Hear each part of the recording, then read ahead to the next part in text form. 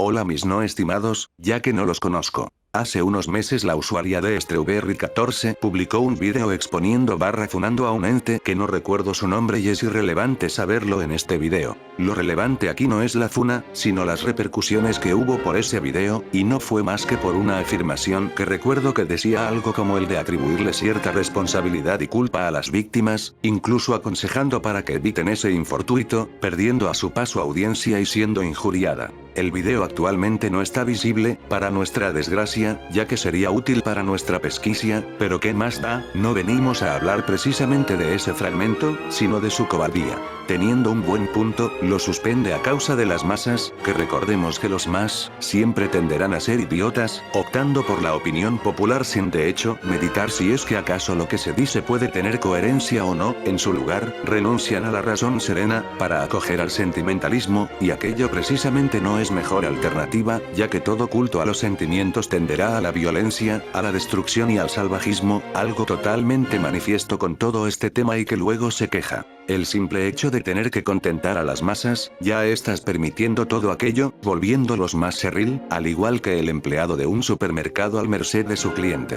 La chica déspota, que dice tener la razón en todo. Y el empleado en vez de reprochar su capricho, asiente, permitiendo su maldito despotismo a lo largo del día, y reforzando su conducta. Lo mismo ocurre con aquello, y no has hecho nada realmente al respecto, más que llorar en cámara. Una conducta ya más que predecible, proveniente de una fémina. Llorar cuando se encuentra entre la espada y la pared, y como ya no recibe esa atención tan codiciada por decir lo que a ellos les encanta, no por nada habla de esos temas, acude tan penosamente a las lágrimas. Tú no eres más que otro ente del montón, ávidos de atención de las masas.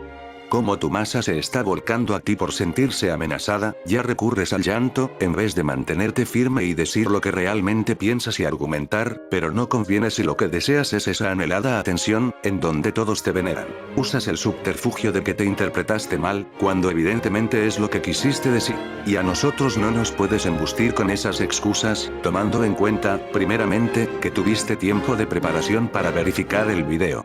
Si editas, evidentemente vas a escuchar lo que pusiste y ver el error, es más, es hasta necesario verificar que el audio se escuche eficazmente y no haya errores en él. Pero luego es un error de interpretación, claro, porque las masas se te vuelcan y es predilección aparentar ignorancia, antes que asumir que es lo que quisiste decir, dado que el ignorante es menos castigado que el que lo hace sabiendo y esto puede darte una coartada para decir que es un error de interpretación y que no es lo que quisiste decir, convirtiéndote más que una prostituta de las masas a la cual busca agradar porque es lo que mejor conviene. Una prostituta trata bien a su cliente y hasta lo halaga, a pesar de saber que es un repugnante ser, cuyo hedor es insoportable y el semblante de un cerdo.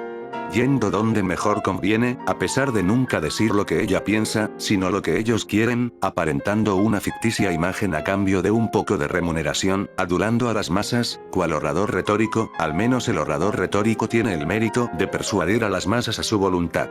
Tú no, son las masas quienes te coaccionan, y para no sentir su coacción, los adulas y estás a su merced.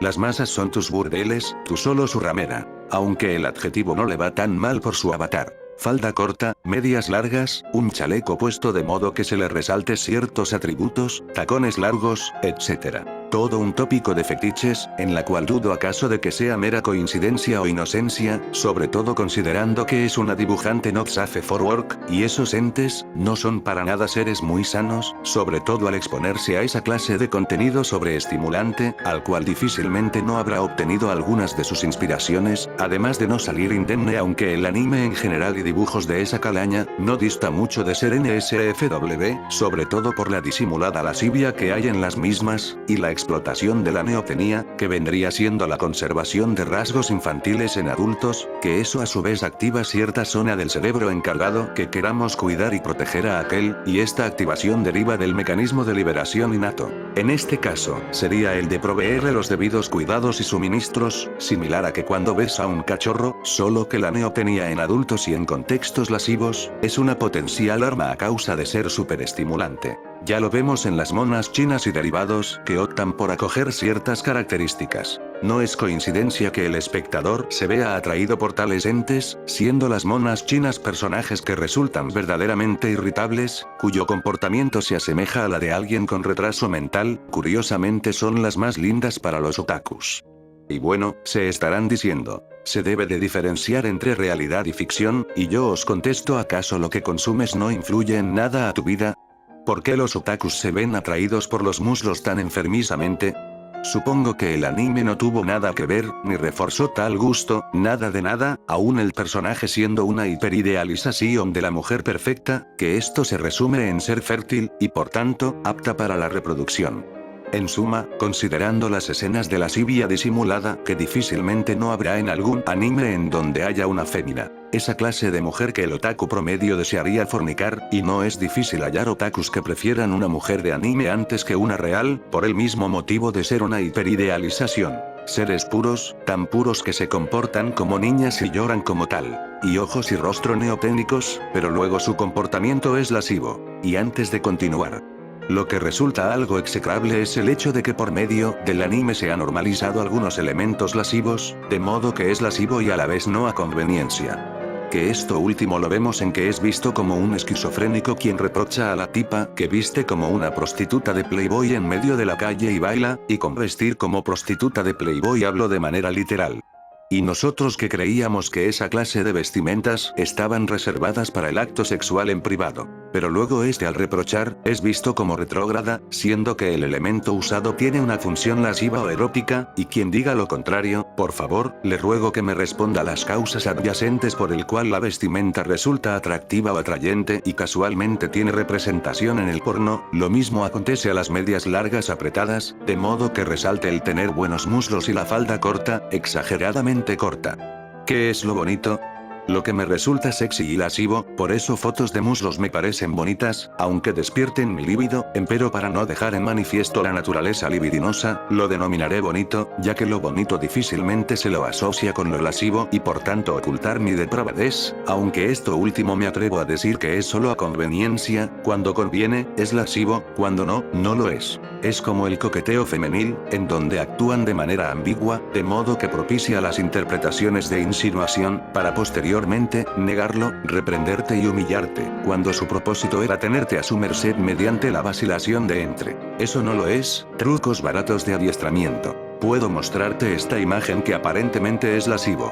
Pero luego, si alguien me reprocha, basta solamente decir que no lo es, y que el otro es el orate por tales interpretaciones, a pesar que el dibujo lo deja implícito, empleando elementos usados en cualquier hentai, mezclada con la inherente neotenia. Los ojos grandes y voluminosos, piel pulida y perfecta, de modo que aquello le parece tierno, y a la vez atrayente, y esa atracción va acompañada de lascivia, pero para que aquello suceda, superficialmente diré que deberíase demostrar en ciertos contextos, por ejemplo, la vestimenta que carga, su exhibición con la vestimenta, la postura, gestos faciales, y quizá la paleta de colores, ya que no hay que olvidar que también influyen en el dibujo y según puede representar cierta situación o intensificarlo, verbigracia. El color morado suele representar misterio, melancolía, elegancia, etc. El color rosado en cambio puede darle un estilo más lascivo redundantemente, a lo lascivo. Pero solo es un dibujo, comentarán algunos. Pues bien, entonces que Shadman dibuje lo que quiera si es que todo aquello se tratase de solo un dibujo que por la guisa que es mencionado, indica que solo es un garabato sin significado, ni referente alguno, salido de la nada, sin haber paralelismo con la realidad.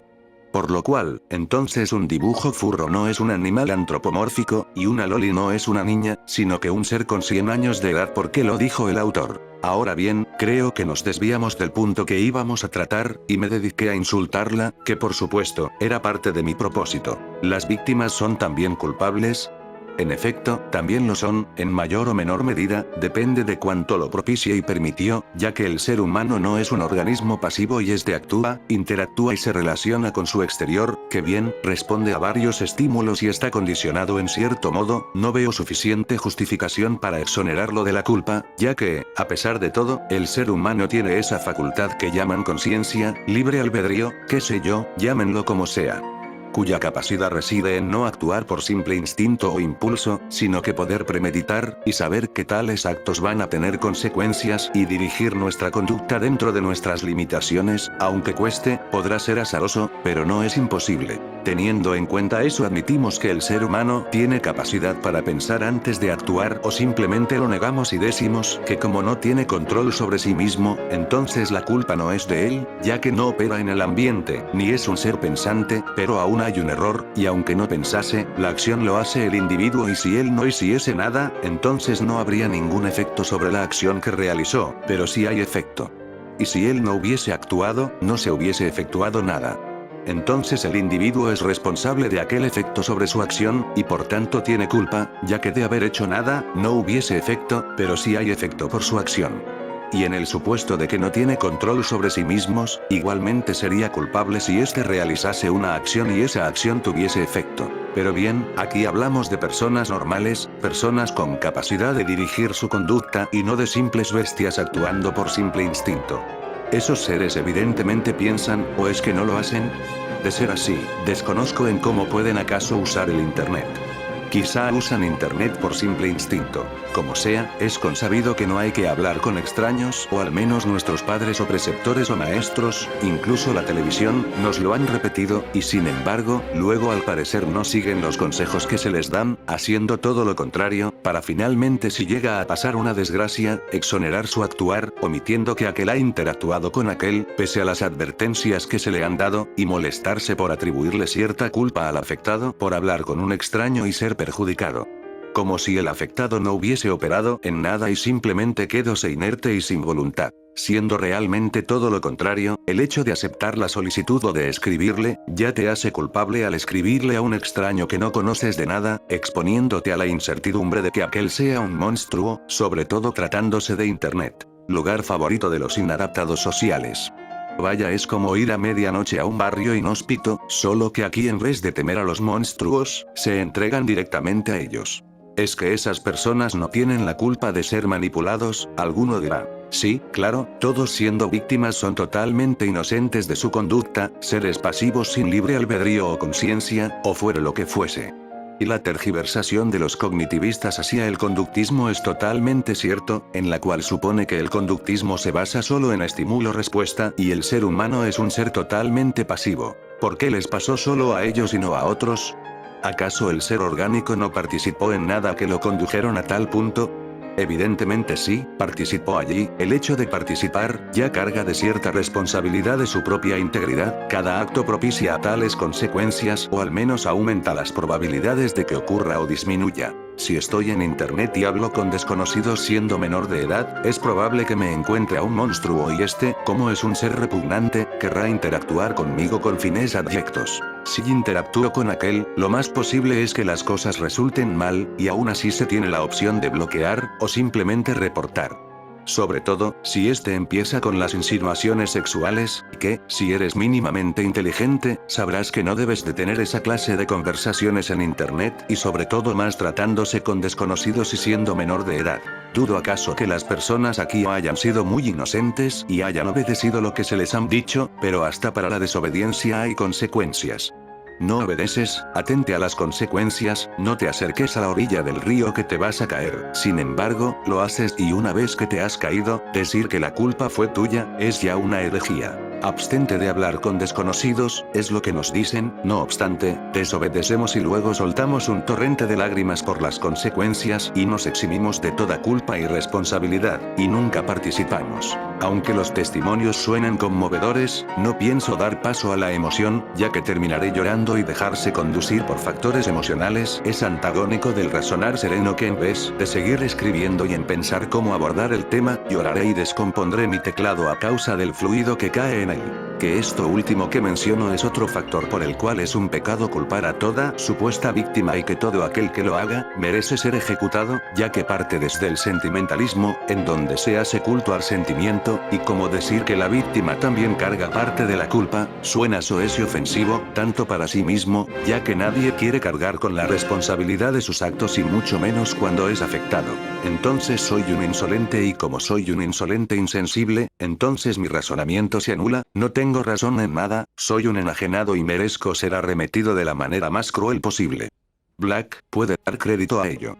Es similar con discutir y en cuenta ofendas a la persona, anular tus argumentos por ser ofensivo, sin meditar si es que acaso puedas tener razón. En mi caso, me importa poco si es ofensivo o no, no cambiaré de parecer, y aunque la multitud me compela a pedir disculpas, quiero decirles que, aunque las dé, serán inanes, ya que en él no habría un arrepentimiento de por medio, sino que habría de por medio el interés personal de salvaguardarme, a causa de la violencia. Que esto último lo quiero sacar a colación del vulgo que se piensa que el atacar hasta que una persona se disculpe, sirve de algo, siendo que, aunque lo haga, las disculpas no van a ser ciertas, lejos de ser francas, son ficticias, y temo que pecaré de soberbia, pero estoy convencido que la mayor parte de las disculpas provenientes de personas flageladas por la muchedumbre, son falsas. El individuo no razona serenamente hasta llegar a la conclusión de que se equivocó o no, sino que simplemente de súbito cambia de opinión, no porque cree haber estado realmente mal, sino por los ataques, y que, para no recibir aquellos estímulos aversivos, finge una disculpa porque es lo que los demás desean escuchar. Aunque dudo que realmente les interesen en lo más mínimo si se arrepiente o no.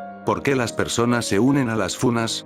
¿Es por ser seres benignos o simplemente por el sentimiento de pertenencia y hacer algo bueno sin hacer realmente nada? Dudo mucho que sea por el primer motivo, ya que las personas benignas escasean, mucho más tratándose de funas, que la misma naturaleza de ser tendencia y popular, ya favorece a que las personas se unan por unir.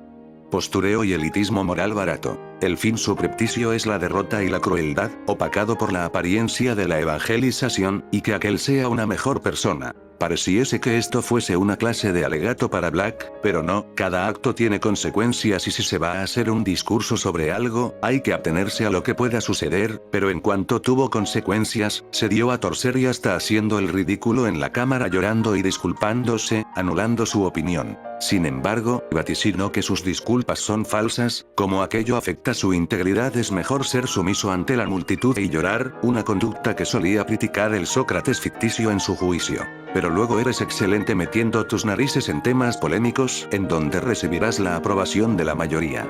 Qué hilarante ser. Llorar en cámaras no prueba nada, cualquier idiota puede hacerlo cuando se siente en peligro, incluso los narcisistas lo hacen, y tomando en cuenta que te afecta personalmente, las lágrimas son vaguedades. Quizá podría haber hablado algo a favor de ella, pero con todo esto, no veo nada rescatable, ni loable, las acciones que ha tomado simplemente son patéticas, en vez de mantenerse firme y sustentar su postura, se ha rendido. Entonces el supuesto victimario es inocente.